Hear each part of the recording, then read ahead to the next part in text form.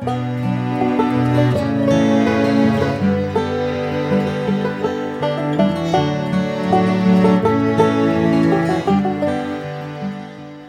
2018, I had someone break up with me that really devastated me, and it was in the middle of tour, and everything's good now. Obviously, I moved on with my life, but at that point, it seemed monumentally hard, and so I had like a few days off in the middle of tour, so I ended up flying back to Colorado, where she lived and a bunch of my stuff was, and the night before I went and got all my stuff, I actually didn't have an instrument, so I went to a guitar center after I landed at like 8 p.m.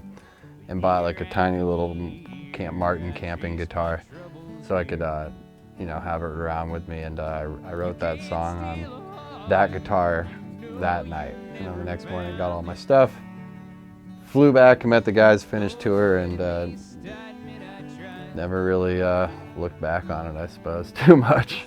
And the song kind of got buried under things.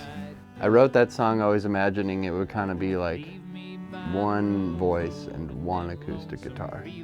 So to hear it, what it's become, to have, musicians like John Mylender and, Caitlin Rates on there and Lindsay Lou's voice, it's pretty ridiculous. So when I listen to it, I kind of feel like I've been transported into some piece of film.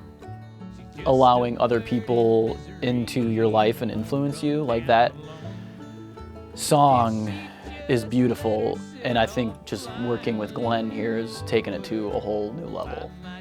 Like, it wouldn't have come out to be that way. And also, the other thing that I've been thinking about is like, we wouldn't be able to get Lindsay Lou on there if we hadn't, been first of all playing festivals to meet her, and then we went on a tour with her, and it's like now we can be like, hey, like, can you lend your talent on this? There's some instruments and there's some sounds like that you're like, oh, that was made in the 90s, or oh, like that super verbed out drum kit is from the 80s. Like, that is from that era, but like acoustic strings, they're centuries old and they've been in music the whole time. And so you can't like ever pinpoint an era that they're from, and they're never really gonna expire. That sound will never expire. Like, it'll always sound timeless, I guess.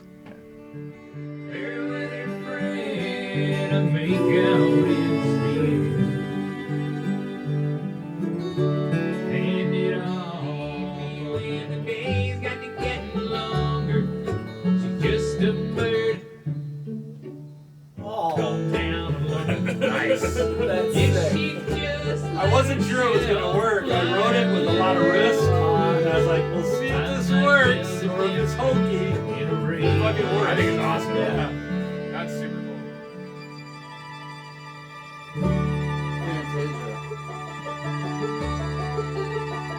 Springtime, Vivaldi, Appalachian Spring.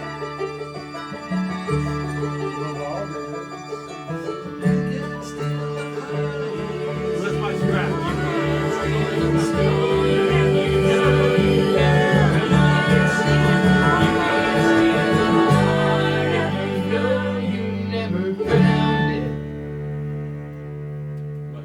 At the back need a little touch of care to get that last That's hit. fucking awesome. Cool. Nice, dude. Good work, Glenn. Cool, brother.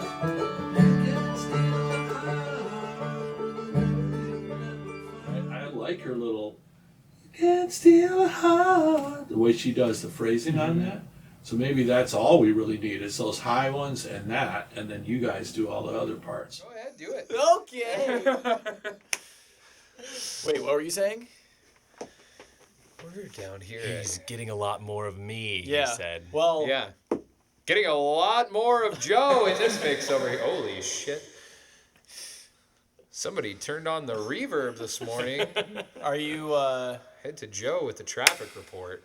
are you getting more Joe Joe with the than me? traffic report in the reverb chamber. I can use a pre-roll from here from now on. So it'll only be 2. 1, 2. You can't steal a heart if you know you never found it. You can't steal a heart if you know you never found it. You can't steal a heart. You can't steal a heart. You never found it. Never found it. You can't steal a heart. Really what brought that song to the next level was we recorded it as a demo at Mighty Fine in Denver.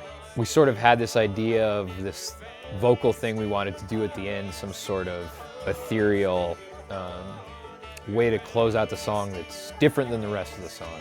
One of the engineers at Mighty Fine, who we'd never worked with there, we've been there plenty of times, we never worked with her before, shout out to Lauren, helped us organize the vocal round on that song.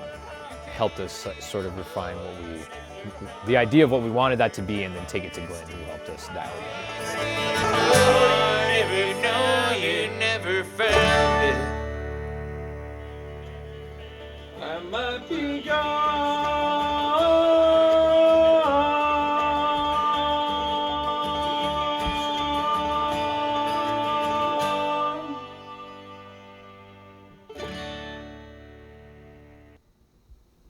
That's badass. Hell yeah, dude. Oh my god. Dude, I gotta get out of that. Am I done? Yep. Sick.